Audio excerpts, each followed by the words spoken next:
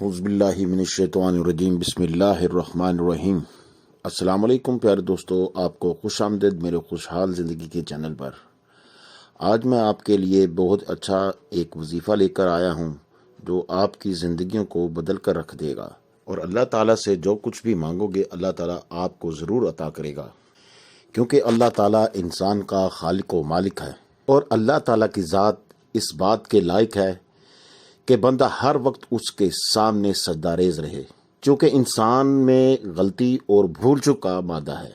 اس بھول چک پر اللہ تعالیٰ اگر اپنے بندے کو معاف کر دے تو یہی اللہ تعالیٰ کا سب سے بڑا احسان ہے۔ لیکن قربان جائیے اس مہربان اللہ کی ذات پر کہ جب بندہ کوئی گناہ کر بیٹھتا ہے اور اس کے بعد اللہ تعالیٰ سے وہ توبہ استغفار کرتا ہے تو وہ صرف معافی ہی نہیں کرتا بلکہ معافی کے ساتھ ساتھ بہت سے فضائل و انعامات سے بھی نوازتا ہے، کیونکہ اللہ تعالیٰ تو بہت رحیم اور کریم ہے، معاف کرنے والا ہے۔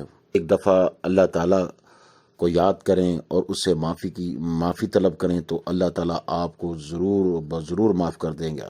لیکن کچھ لوگ ایسے ہیں جو ہم میں سے ہوں گے، ہمارے ساتھ قیام کریں گے، ہمارے ساتھ تہجد پڑھیں گے، سارا کچھ کریں گے، لیکن جب ایسا گناہ ان کو تنہائی میں ملتا ہے اور وہ کر بیٹھتے ہیں تو اس کے بارے میں حضور صلی اللہ علیہ وآلہ وسلم کا ارشاد ہے، جو ایک صحابی حضرت ثوبان رضی اللہ عنہ سے روایت ہے کہ رسول اللہ صلی اللہ علیہ وآلہ وسلم نے ارشاد فرمایا ہے کہ میں اپنی امت میں سے یقینی طور پر ایسے لوگوں کو جانتا ہوں جو قیامت والے دن اس حال میں آئیں گے کہ ان کے ساتھ پہاڑ کے برابر ان کی نیکیاں ہوں گی، تو اللہ تعالیٰ ان نیکیوں کو ہوا میں منتشر کر دے گا اور غبار بنا کر غارت کر دے گا۔ تو ثوبان رضی تعالیٰ عنہ نے عرض کیا کہ اے رسول اللہ صلی اللہ علیہ وآلہ وسلم، ان لوگوں کی نشانیاں بتائیے، ہمارے لیے ان لوگوں کا حال بیان فرمائیے تاکہ ایسا نہ ہو کہ ہم انہیں جان نہ سکیں اور ہم ان کے ساتھ نہ ہو جائیں۔ تو رسول صلی اللہ علیہ وآلہ وسلم نے ارشاد فرمایا،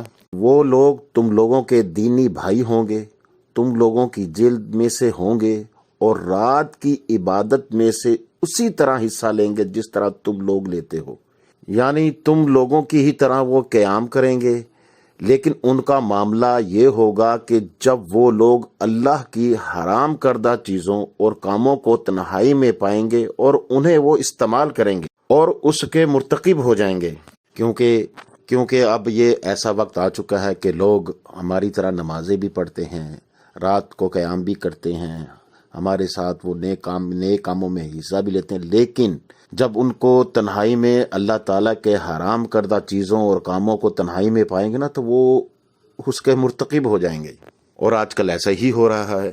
اور پھر کہتے ہیں کہ اللہ تعالیٰ ہماری سن نہیں رہا، ہم جو بھی عبادت کرتے ہیں اللہ کی عبادت کرتے ہیں اور ہمیں کچھ ملتا نہیں، اللہ تعالیٰ سے مانگتے ہیں تو کچھ ملتا نہیں، ہمارے مال میں برکت نہیں ہے، بیماریوں نے ہمارے گھر کو گھیر لیا ہے، جو کماتے ہیں وہ ہوا میں اڑ جاتا ہے، برکت ہی نہیں ہے، قرضہ لینا پڑ جاتا ہے، یعنی کہ زندگی کے تمام معاملات غلط سے غلط ہی ہوتے چلے جاتے ہیں، اور اپنے بارے میں کبھی بھی نہیں سوچا کہ ہم اللہ تعالیٰ کو دھوکہ دے رہے ہیں۔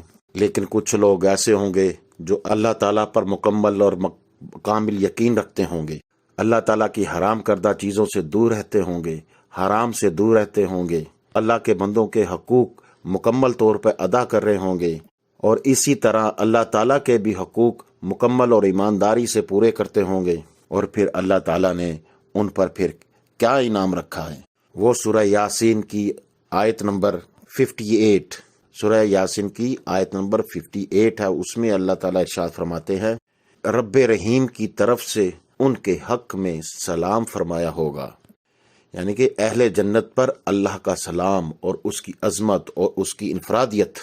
اس سے پہلے کی آیت میں بھی اللہ تعالیٰ ارشاد فرماتے ہیں ان کے لیے جنت میں ہر وہ چیز ہوگی جس کی وہ خواہش کریں گے، اور اس آیت میں ان کی خواہش کی تکمیل کا ذکر بھی فرمایا ہے۔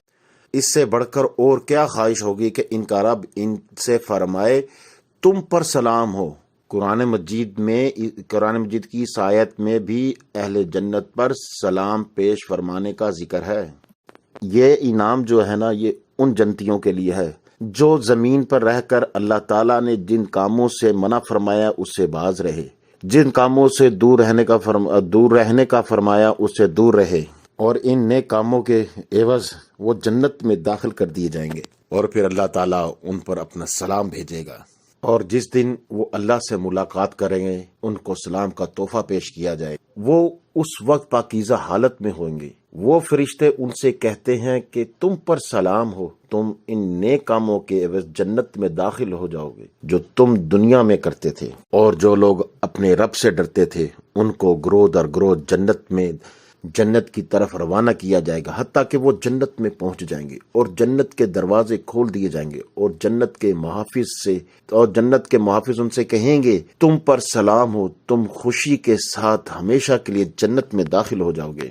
اور فرشتوں کی زبان سے اہل جنت کو سلام کہلوائیں گے، جس طرح اللہ تعالیٰ نے انبیاء علیہ السلام کو خود سلام پیش فرمایا ہے، اور فرشتوں کی زبان سے بھی سلام کہلوایا ہے۔ قرآن مجید میں ہے تمام جہانوں میں نوح پر سلام ہو، ابراہیم علیہ السلام پر سلام ہو، موسیٰ و ہارون پر سلام ہو، الیاس علیہ السلام پر سلام ہو، تمام رسولوں پر سلام ہو۔ اور یہ اہل جنت کے لیے بہت بڑی فضیلت اور کرامت کا مرتبہ ہے، اور جو سلام ان کو پیش فرمایا وہی عزت اور تحیت اور وہی سلام اہل جنت کو پیش فرمایا ہے۔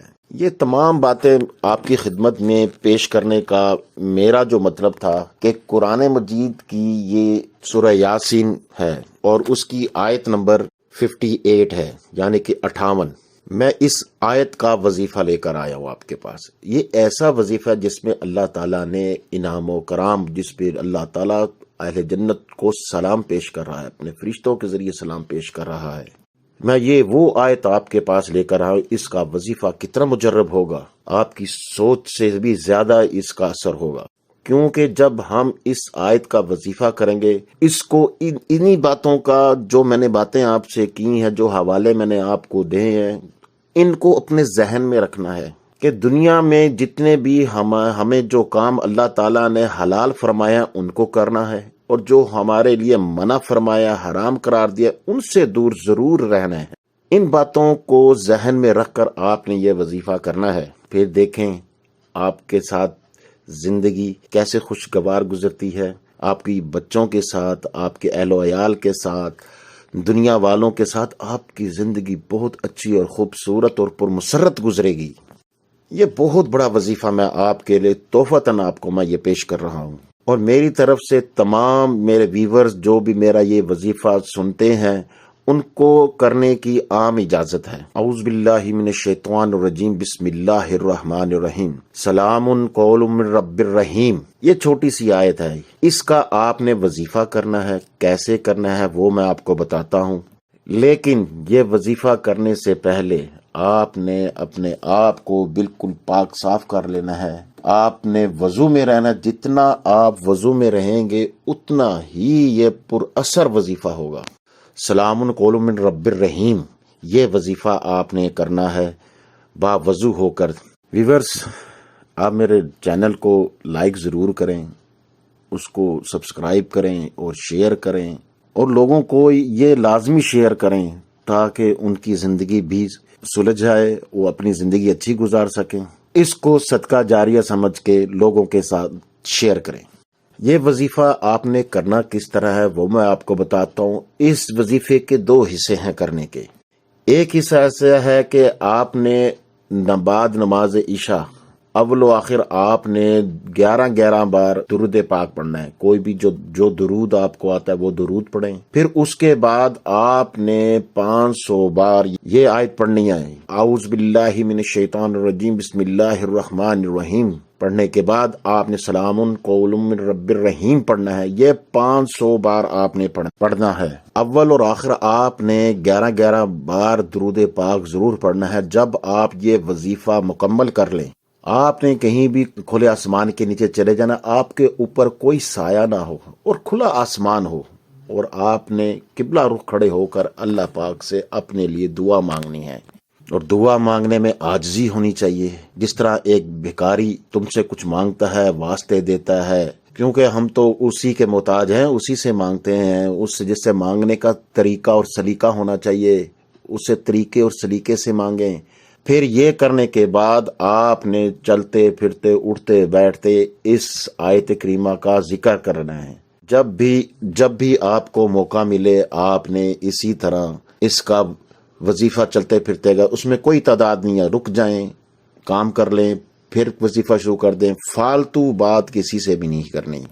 اپنے کاموں کو اسی طرح زندگی کے معمول کے مطابق اس کو گزارتے رہیں، لیکن جب بھی آپ فارغ اوقات میں بیٹھیں تو اس آیت کا آپ نے ذکر کرتے رہنا ہے. اور پھر جب عشاء کی نماز کا وقت ہو آپ نے پھر دوبارہ اسی طرح وظیفہ کرنا ہے اور دعا کر کے آپ نے سو جانا ہے. یہ وظیفہ آپ نے 7 دن تک ضرور کرنا ہے. 7 دن وظیفہ کر کے تو دیکھیں آپ کو پہلے دن دوسرے دن آپ کو خود ہی پتہ چل جائے گا کہ اس وظیفے میں کتنا اثر ہے. اور جب آپ کی جھولیاں اللہ تعالیٰ آپ کی بھر دے جھولیاں اللہ تعالیٰ، تو آپ نے ان غریب اور مسکینوں کا خیال رکھنا ہے، ان کو بھی دینا ہے. لیکن آپ نے یہ وظیفہ یقین کامل سے ضرور کرنا ہے. کامل کہ اللہ تعالیٰ ہی عطا کرنے والا ہے، وہ ہی دینے والا ہے. اور یہ سوچنا بالکل بند کر دیجئے کہ رزق کیسے آئے گا، کہاں سے آئے گا، کہ کوئی واسطہ کوئی وسیلہ نہیں ہے وغیرہ وغیرہ.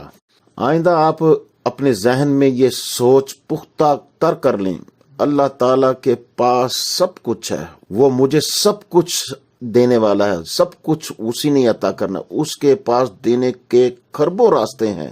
انشاءاللہ تعالیٰ رزق کی فراوانی شروع ہو جائے گی. اور پھر آپ میرے لیے بھی ضرور دعا کیجیے گا کہ اللہ تعالیٰ مجھے صحت عطا فرمائے، میرے بچوں کو صحت عطا فرمائے. اپنا منگتا رکھے ہم اللہ تعالیٰ ہی سے مانگتے رہیں، اور اللہ تعالیٰ ہر انسان کو، ہر مسلمان کو عزت دے، کیونکہ اللہ تعالیٰ سے عزت کا طلبگار رہنا چاہیے.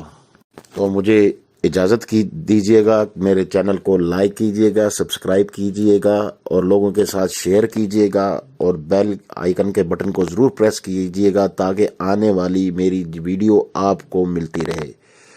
اللہ حافظ.